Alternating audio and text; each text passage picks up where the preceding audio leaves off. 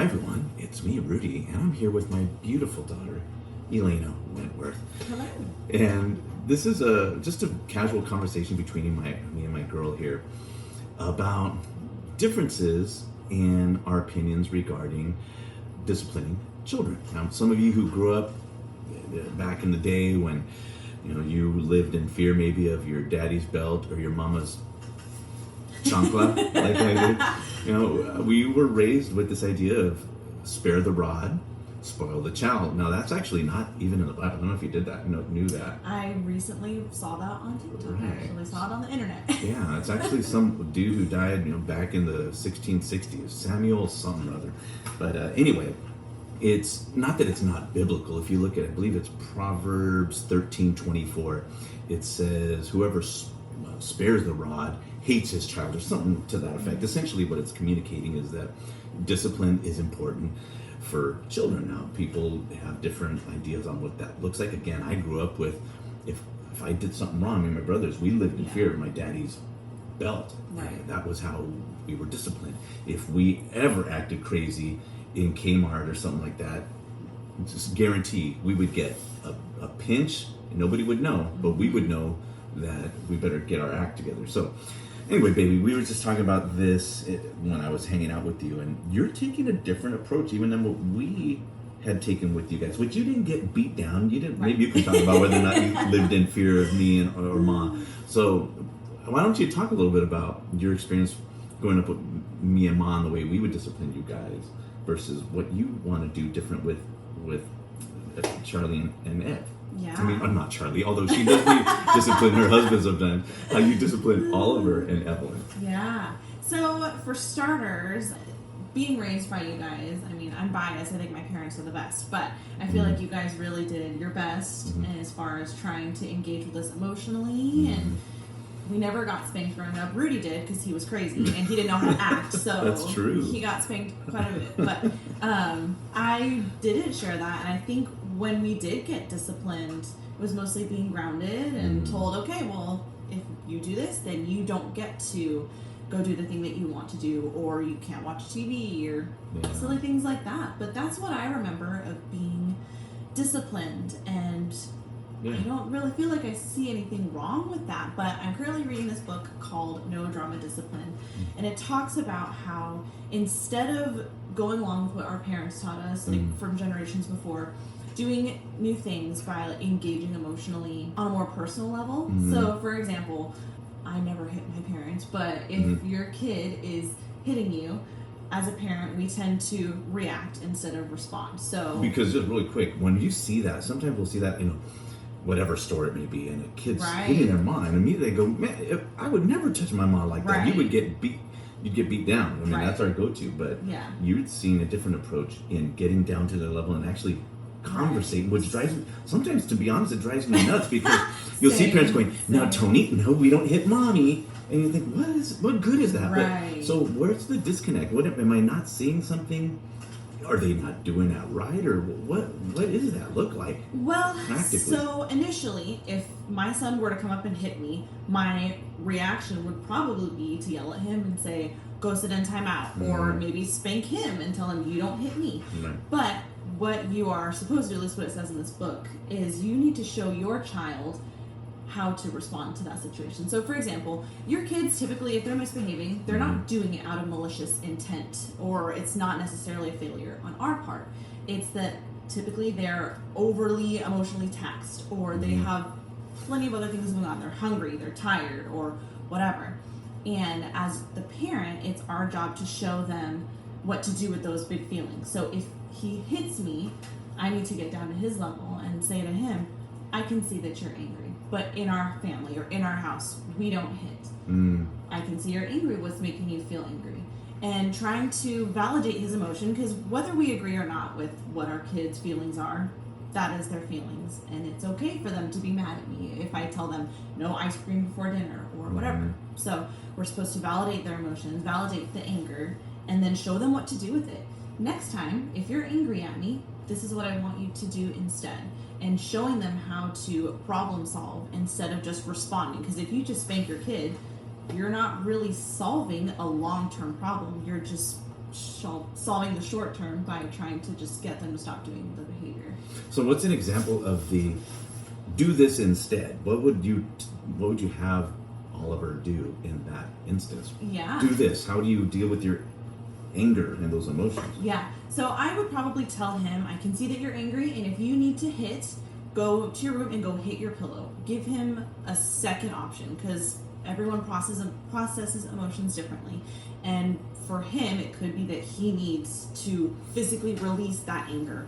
Or maybe sometimes it is as easy as just saying, hey, next time, I want you to tell me that you're angry and let's solve the problem together. Mm-hmm. And if we're giving him the vocabulary to express his emotions and what he needs, then our goal is that as he gets older, it'll stick. Because unfortunately, kids need continued experience and things done over and over and over for it to stick in their brain. So as obnoxious as it is to have your kid hit you in the middle of the store and have it happen multiple times, it's not going to be fixed overnight. It takes time and repetitive behaviers to really make it stick. So we're still working on that, but we're getting there slowly. It's super cute because one thing you see with Oliver, who I'll put a picture up here of my grandkids, Oliver and Evelyn here.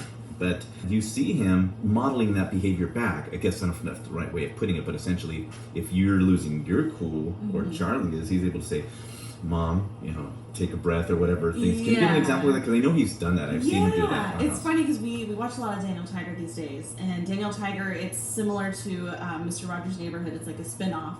And they do a lot of things in the situation. So for Oliver, he likes to say, when you're feeling angry and you want to roar, you take a deep breath and you count to 4. And that's how he sometimes holds us accountable if I'm feeling angry and he calls me out. And so it's cute to see him problem solving and all that. That's great. So this book, and I can put it up on the screen, is No Drama Discipline. Now this is not necessarily a Christian book, and not that we need to just simply always read Christian books. I think there's a lot of great wisdom out there, and this is practical advice from people who study and know, and they've studied child development and all that. Would you say up to this point you found this to be really valuable? Absolutely, especially because it's not Christian based, but it is science based, and it explains what happens physically in your brain when you are aggressive towards your child. So, for example, if Oliver hits me and I'm angry and I grab him back, or if I hit him, in his brain, what's happening is there's one part of his brain that is trying to escape the pain, but then the other part of his brain knows me to be his nurturing, loving caregiver. So in his brain, he's got 2 different things going on, and it literally disorganizes his brain. It confuses him when you're coming at your child. So this book really talks about the science of your brain and what's happening and the cause and effect, and the long-term effects as well if you continue to parent your child through fear and like trying to have power and control.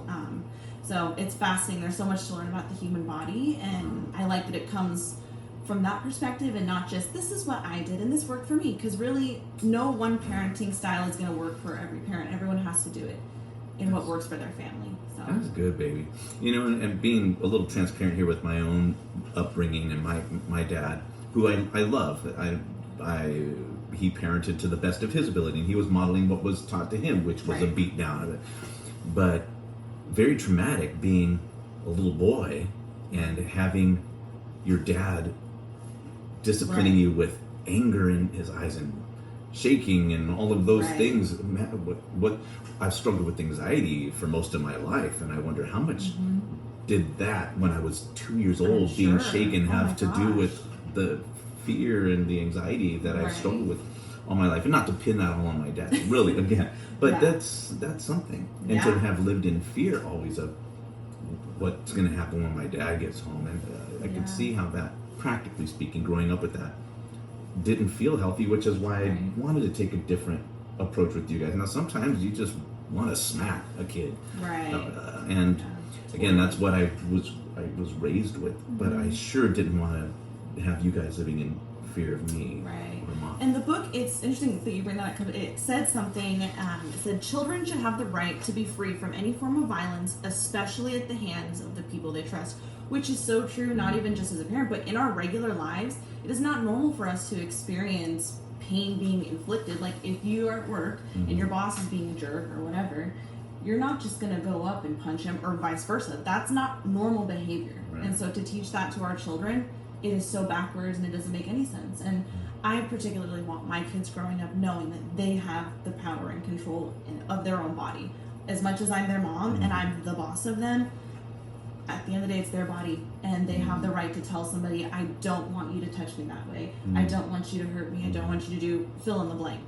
So that's one of my priorities as a mom now, is I want my babies to always feel safe. So if that means I need to kick back and self-regulate my own emotions, because really that's what happens when we get angry at our kids. We're just reacting, we're not responding, and when we're not responding, we're not self-regulating our own emotions. So how can you expect a 4-year-old to regulate their big feelings when you can't even do that? So That's good, babe. yeah, so spanking, it's been proven that it is totally useless, and you are literally only causing harm. You're not doing anything beneficial except for creating fear. That's huge, and I think there's a lot of folks watching who hear that and go, what? So spanking doesn't work, it's not effective? Not you know, at all. what but the Bible says you're hating your child if you don't do that. What does sparing the rod actually mean? That might be a good topic to delve into, later, because we're not trying to tell you what you should or shouldn't do necessarily. Right. This is just a Totally. conversation about what didn't necessarily work for me. Listen, a beat down didn't keep me from acting like a fool. Right. It just didn't. Yeah. Exactly. So, I mean, it's not the most effective. I'm not trying to say don't, but it's just a conversation. And you know what you could do is comment down in the comment section about your experiences, and maybe Lane and I, if you enjoy this conversation, we'll have more like this. But anyway, I think you're doing an excellent job, Lane. Thank And really, I know maybe you can explain just a little bit before we wrap it up here. You've been trying different approaches to discipline. This is not the first book you've read. I think you've really taken time to see what works, what doesn't work. What else are you reading in addition to this? Or are there other supplemental things that you've read that have shaped your way of disciplining the kids? Well, I actually just got the workbook. So there's a workbook that goes along with this one, and it prompts you with questions and how to challenge your way of thinking. But really, this has kind of been my main approach. And in the past, I've read books like the Love and Logic parenting book. That one I took a little bit from, but it just wasn't my favorite read, so I kind of gave up pretty quickly. But at the moment, this is my go-to. This is what I'm doing. But I definitely want to end on the word discipline. Actually, in the book, it says that I can't remember the root word, but the word discipline comes from disciple. And what does a disciple do? You learn, you teach. And so really what it boils down to is discipline is about teaching, and how are we going to do that with our kids? And that's my overall goal, is to remember that in disciplining, I'm teaching and learning. So What a delightful young lady. See all the discipline and how well me and Mom It's did perfect. that? You're perfect. So just like your brothers and your Yes. sisters. Okay. Yeah. Well, thanks, baby, for taking time to share the wisdom that you've been discovering here. And hopefully you find this valuable, and we'll do it again soon. Yes, sounds great. All right. Bye, y'all. Bye.